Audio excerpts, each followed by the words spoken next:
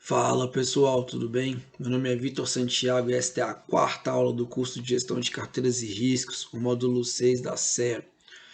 Nesta aula, nós vamos continuar o módulo de Estatística Aplicada e veremos as medidas de associação.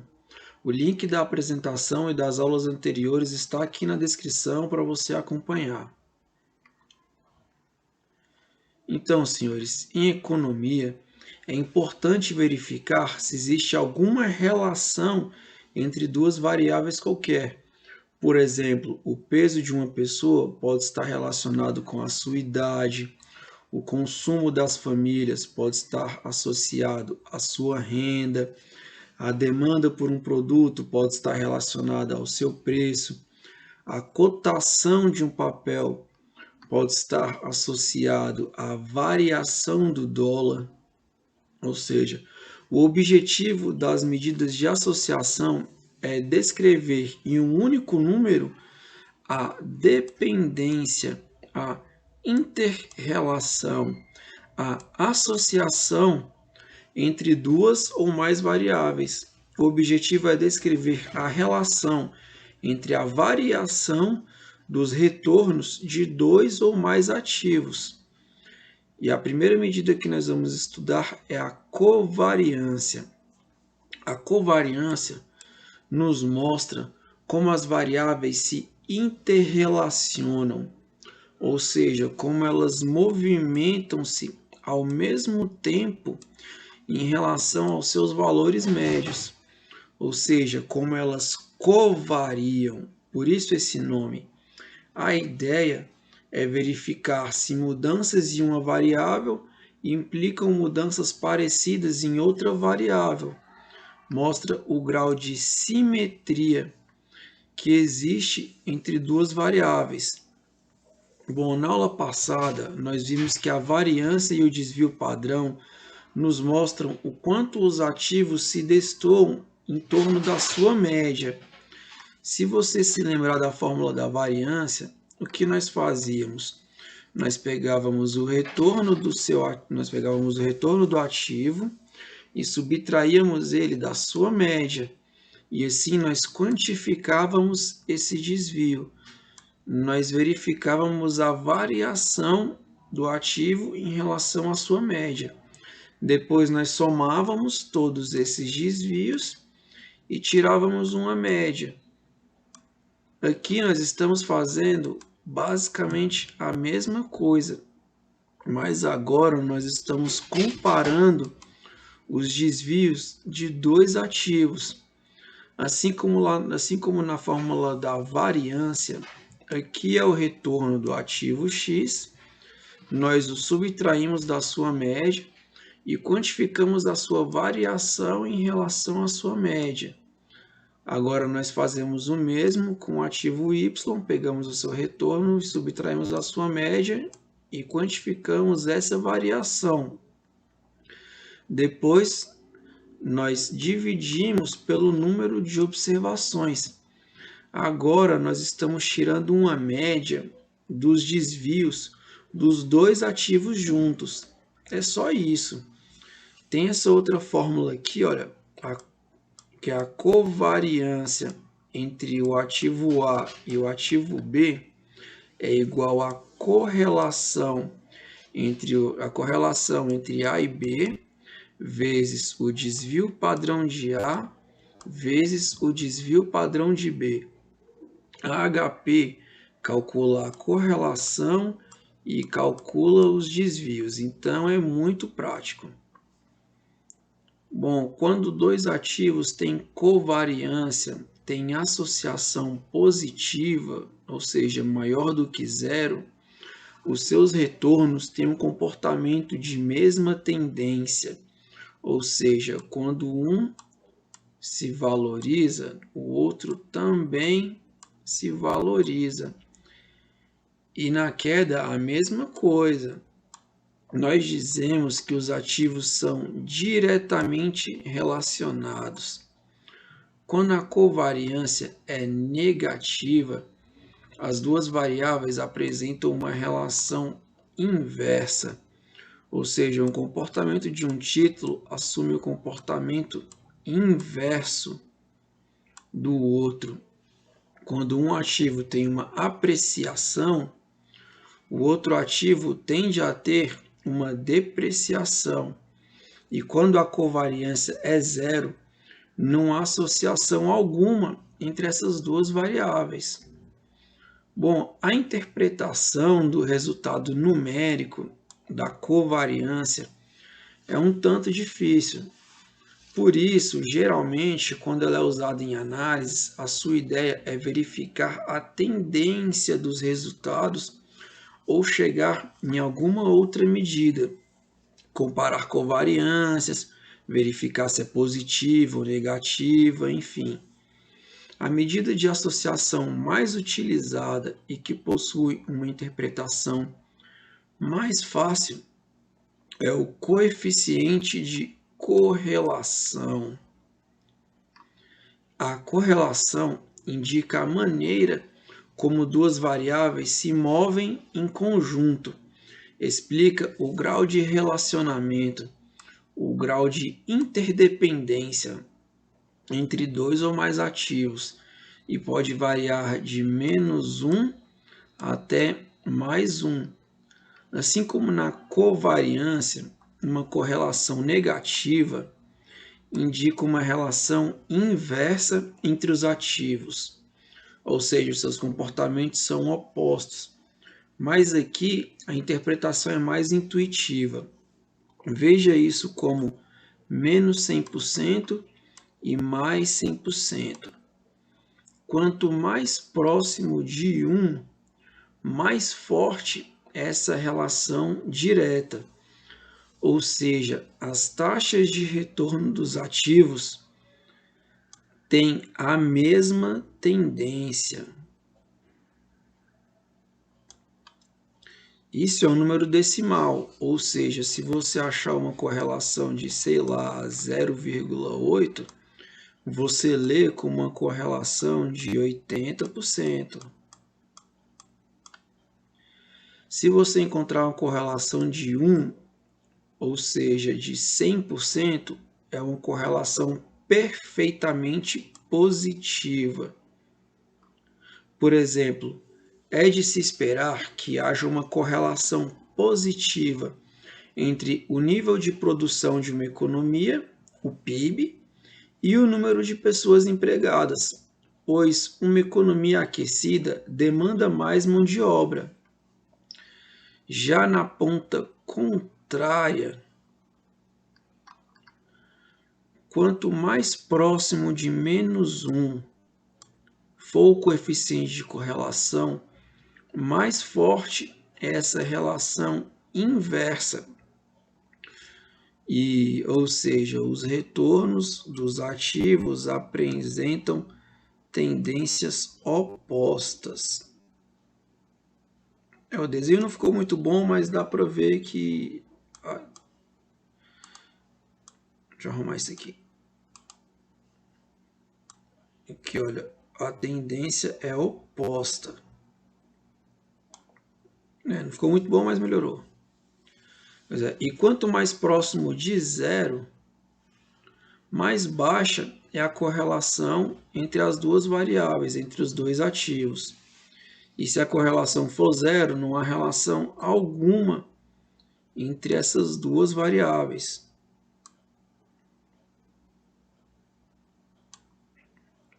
Bom, na hora de montar uma carteira de investimentos, é importante alocar em ativos com correlação negativa ou baixa correlação, pois assim os retornos dos ativos têm tendências opostas e isso balanceia as minhas perdas. É assim que é feita a diversificação. Já o coeficiente de determinação mostra o quanto as variações do retorno de um ativo explicam as variações do retorno de outro ativo. Mostra o quanto o comportamento de uma variável explica um comportamento de outra variável. ou seja, define a porcentagem de uma variável y, que pode ser explicada com base em uma variável x. E ele é calculado como a correlação ao quadrado e varia de 0 até 1. 0% até 100%. A leitura é a mesma, isso é um número decimal. Quanto mais próximo de 1, mais forte é a relação entre as duas variáveis. E com isso, eu consigo explicar as variações de uma com base nas variações da outra. Agora vamos fazer um exemplo para ficar mais claro. Então, pessoal, aqui nós temos o exemplo clássico de uma empresa que tem a sua despesa precificada em dólares, combustível, peças de aeronave, enfim, que é a Azul, e uma empresa que tem a sua receita precificada em dólares, que é a JBS, pois ela vende carne, que é uma commodity, e commodities são cotadas em dólares e têm o mesmo preço no mundo todo. Bom, se você assistiu às aulas anteriores, se você não assistiu, é bom assistir. O link está aqui na descrição. Mas se você assistiu, a essa altura do campeonato, você já entendeu como a HP funciona. Assim como todas as coisas que nós fizemos até agora, basta lançar os dados na memória estatística e apertar dois botões. Simples assim. Primeiro, nós vamos comparar a Azul com a JBS. Vamos pegar aqui a calculadora. F, clear X para limpar a memória da máquina. Eu vou botar aqui com 4 casas decimais. Beleza. Vamos lançar os dados. 2,53 Enter. 5,51 CHS para deixar negativo. Somatório. Tenho um par de dados na memória estatística. Agora o próximo. 5,19 Enter. 2,18 somatório, 2 pares de dados. 0,98 CHS para deixar negativo, Enter. 3,8 CHS para deixar negativo, somatório. 2,57 Enter. 1,89 CHS, somatório. Tenho 4 pares de dados na memória estatística. 0,64 CHS, Enter. 7,07 somatório, 5 pares de dados. 1,29 Enter. 3,66 somatório. Pronto, já lancei os 6 pares de dados na memória estatística. Agora basta apertar a tecla G para usar essa função secundária aqui embaixo do 2. E apertar aqui. Agora nós trocamos aqui x com y e achamos que a correlação entre a JBS e a Azul é de 11,56%.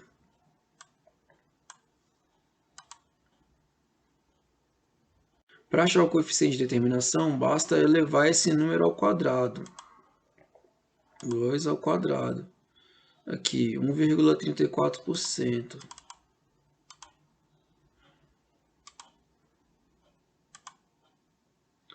Beleza. Aqui, entre a JBS e a Azul, nós achamos uma correlação negativa. Ou seja, os retornos dela tendem a caminhar, os retornos delas tendem a caminhar em direções opostas. Quando uma sobe, a outra tende a cair. E assim é feito uma diversificação eficiente da nossa carteira. alocando em ativos com correlação negativa, pois como eles têm comportamentos inversos, isso balanceia as perdas da nossa carteira. Essa relação é negativa devido aos fatores que eu mencionei no início do exemplo. Enquanto uma tem as suas despesas precificadas em dólares, que é a azul, a outra tem as suas receitas precificadas em dólares, que é a JBS. Você percebe que nós estamos em lados opostos no mercado? Agora, se a gente comparar a correlação entre a azul e o dólar, vamos fazer aqui F+X para limpar a memória da máquina. 5,51 CHS para deixar negativo, Enter. 1,64 somatório, um par de dados, 2,18 Enter. 0,96 somatório, dois pares de dados, 3,8 CHS Enter. 1,18 CHS somatório, 1,89 CHS para deixar negativo, Enter. 0,99 somatório, quatro pares de dados, 7,07 Enter. 1,85 CHS somatório. Agora o último, 3,66 Enter. 0,78 somatório. 6 pares de dados na memória estatística. Então, para achar a correlação entre a azul e o dólar, basta apertar G e aqui, olha, usar essa tecla. Agora nós clicamos aqui para trocar e achamos que a correlação é de 44,49%. Uma correlação negativa de 44,49%. Pois, como eu te disse, a azul tem as suas despesas precificadas em dólares. Então, quando o dólar tem uma apreciação, isso é ruim para a empresa, pois a sua dívida fica mais cara. E aqui, se nós pegarmos o coeficiente de determinação, 2 eleva, achamos que o coeficiente de determinação é de 19,80%, ou seja, 19,80% das variações da cotação dos papéis da Azul podem ser explicadas com base na variação do dólar. Então, pessoal, muito interessante, né, isso que nós aprendemos hoje. Fica como dever de casa você calcular a correlação e o coeficiente de determinação entre a JBS e o dólar. O procedimento é o mesmo, você lança os dados na memória estatística e faz aquele procedimento que nós fizemos. Era isso que eu estava planejando para a aula de hoje. Se você gostou, curta, compartilhe com seus amigos que também estão estudando. Comenta aí se você conseguiu achar esse resultado ou se não conseguiu. Toda semana vai ter uma aula nova no canal. Se inscreva para ficar por dentro das novidades. E é isso aí, pessoal. Falou, um abraço, até mais.